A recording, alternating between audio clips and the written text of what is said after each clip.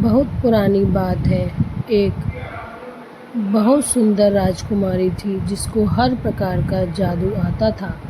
राजकुमारी बहुत दयालु स्वभाव की थी और वह इंसानों के स्वभाव को बहुत अच्छे से जानती थी, इसलिए राज्य छोड़कर जंगलों में रहा करती थी। बचपन से लेकर आज तक उसने लोगों को केवल एक दूसरे का उपयोग करते ही देखा था, इसलिए वह सब से दूर रहना पसंद करती थी। एक दिन जंगल के पास एक आदमी नदी में डूब रहा था और जोर जोर से बचाने के लिए चिल्ला रहा था। राजकुमारी ये जानती थी कि अगर वह उसको बचाने जाएगी तो वह इंसान सबको उसके बारे में बता देगा और उसकी जान को खतरा हो जाएगा। पर अपने दयालु स्वभाव के कारण राजकुमारी से रहा नहीं गया। वह उस डूबते हुए इंसान को बचाने के लिए पानी में कूद गई। राजकुमारी ने देखा उस आदमी का पैर पत्थर में फंस गया है, उसको बिना जादू के नहीं बचाया जा सकता। राजकुमारी ने उसके सामने अपना जादू दिखाया और पत्थर तोड़कर उसको बाहर निकाल लाई। राजकुमारी को जादू करते देख वह आदमी आश्चर्य में पड़ गया और बोला, क्या आप वही राजकुमारी हैं जो अपना राज्य छोड़कर जंगल में रहती हो? आप वही हैं जिसके बारे में सभी कहानियाँ सुनाते हैं।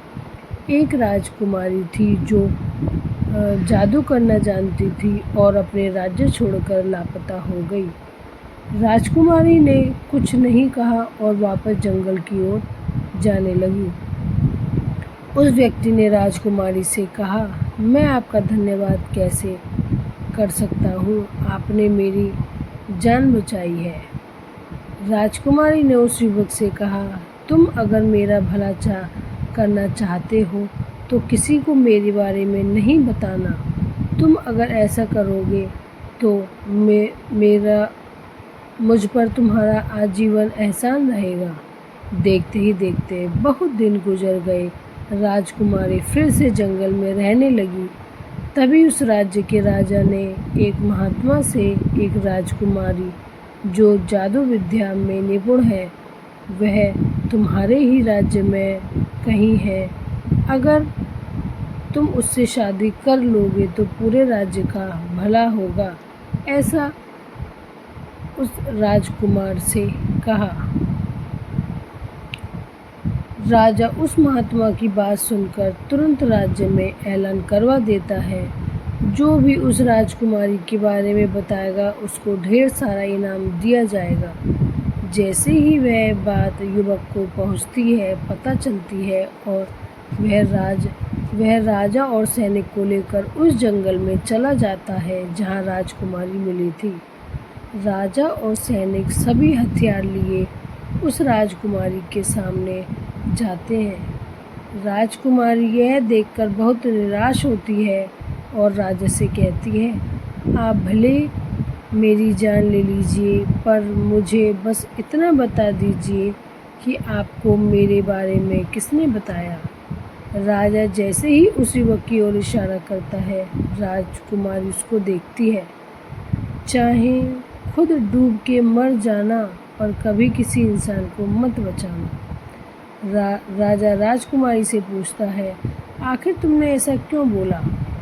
राजकुमारी राजा को बताती है कि मैंने इसकी जान बचाई थी, यह डूब रहा था और इसने मेरे साथ ऐसा किया।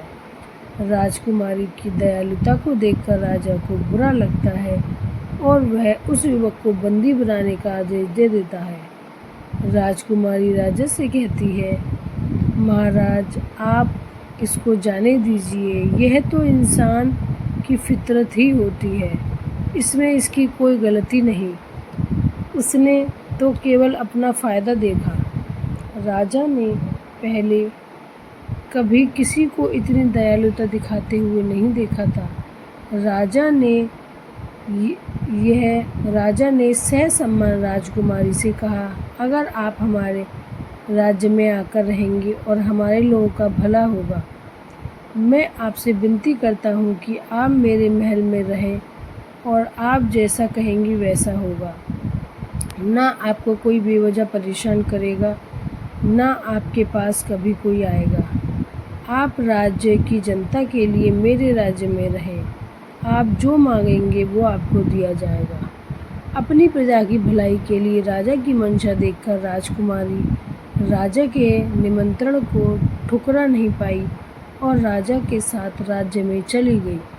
बहुत दिनों महल में रहने के बाद राजकुमारी को यह एहसास हुआ कि राजा एक बहुत ही होनहार और अपनी प्रजा का भला करने वाला है।